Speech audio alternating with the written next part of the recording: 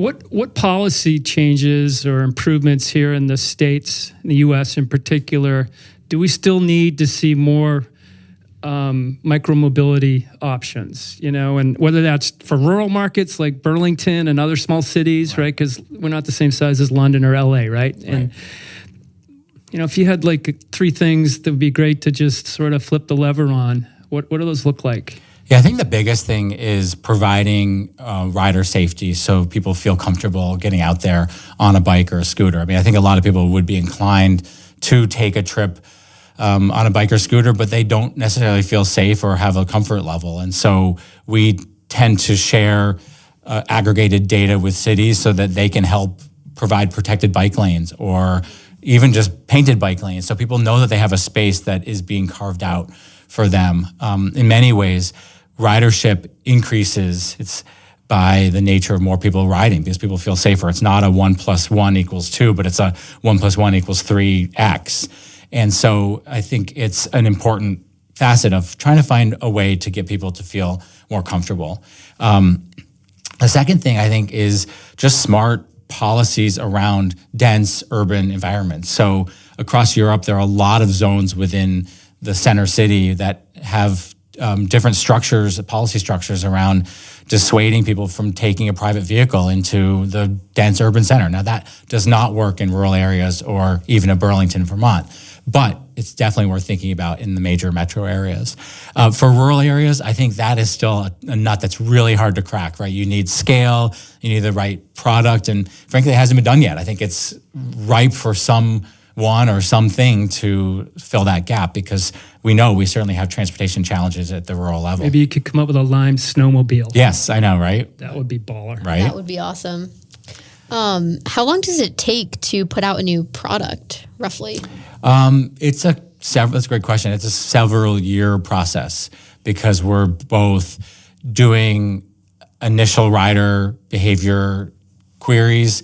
We're taking that back with an in-house hardware team, developing a prototype, going back to riders, understanding, do they like it? What needs to be changed? Making those changes and then putting it into production and then getting it into market. So we launched, for example, the 2 new products that I mentioned in Zurich and in Atlanta. We've been testing those. They've gone great. And so now we're adding, more than a dozen markets to our distribution for those products. So you still feel like, the startup phase has passed, but you haven't lost the nimbleness? Yeah, you raise a great question. Like every time the company gets bigger by every stage, like the nimbleness goes down, and that happens at almost any company. And I think the goal is to figure out how to retain a level of nimbleness and startup culture while embracing the maturity of a more mature business, of doing things that are expected of a more mature business. So what's more fun about that for you in your job? Like now that you're at scale? Scale is a lot of fun because you just know that you are having impact. I mean, I think, we were talking earlier that we now provide 6 trips every second of the day on average around the globe. That is super fun because you're seeing the cumulative impact of many, many, many small behaviors. At the same time, like running a business that has more internal bureaucracy and is less startup-y, there's something that's not as fun about that, right? So, I'll take both. It's been fun to be on the journey and in many ways appreciate where we've come from, acknowledge that that was pretty fun when we had no idea what the regulations were going to look like.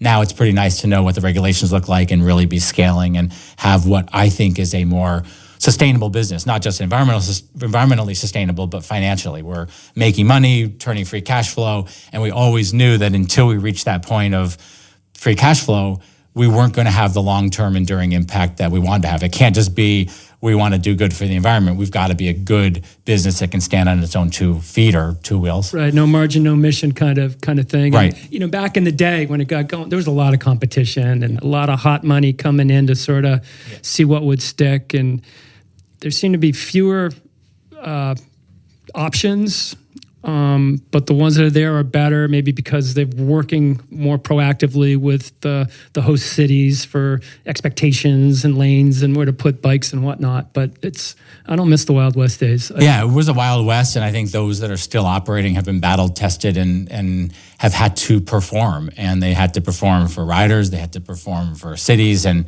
that's where we remain resolutely focused, because those are our two core customers.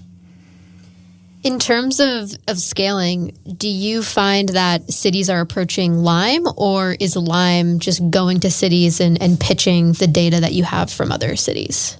Yeah, I think it's more that cities are recognizing the transformative impact that micromobility can have. They're recognizing their challenges of reaching either lower carbon or less congestion, and they're looking at the suite of solutions that they can offer. And shared micromobility is right up there among those sort of tools in their tool belt. And so they're coming to the industry and saying, okay, industry, we want to select 2 or 3 operators, and we're going to give you 5-year runway to run the business. And we expect A, B, and C performance requirements. So it's sort of a bit of a two-step where we're providing the solution, they're requesting it, and then we work together on what they need to help have it be a successful program. So things that we do now that we weren't capable of doing 8 years ago is, for example, having certain zones within a city that are slow ride zones because there's higher congestion because of pedestrians, or parking zones where we say, look, you can't park in X, Y, or Z place because it's too congested. So we try to use... It's a little frustrating sometimes. Absolutely, right? Because when I get off the Right. bike, I'm ready. Right. Often cities may put things in place that aren't as supportive or thinking about the rider, but they have I'm other totally reasons. selfish. And I get it. Yeah, no, so- I totally get it. It's happened to all of us. Have you been on a Lime scooter or bike, Nicole? No, my thing is I don't want to get hurt, so I'm scared to get on it. Yeah. Good news, 99.99% of all of our trips are incident-free, which is something we good. continue to try to improve on. But, I'm glad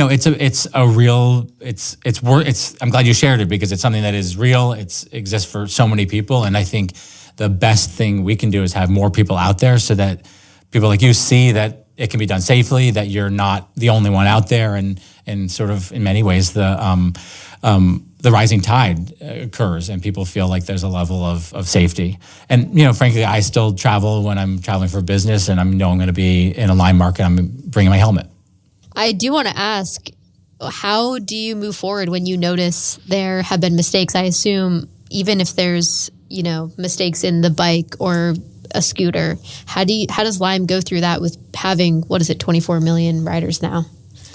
Yeah, I think the key is being able to acknowledge where there is an issue within the company and finding a quick way to correctively act. And I think, any business that's scaling and growing, it has to be thinking about that, and has to be thinking about, okay, how are we offering the best service that we can? How are we responding to our own execution, but also the world around us? I mean, talk about sort of the world around us being in a sort of tumultuous time with everything from tariffs to changing climate policy to mobility just fundamentally changing. Like, we have to constantly be adapting to the world around us. And Yeah, like when the forest fires are raging, right? People aren't going to be out on their bikes. Right. So that you see that in real time, I suspect. Dips in usage in certain cities and markets, and it's doing... Yeah, or Taylor Swift comes to a market to perform, and suddenly you see an astronomical increase in ridership. Like, you have to sort of span the gamut from... Does Swift ride a Lime bike? I have not seen Taylor Swift riding a Lime bike, but plenty of A-list celebrities have, and it's always fun when we see them do that. It makes it feel all the more culturally relevant. It's amazing.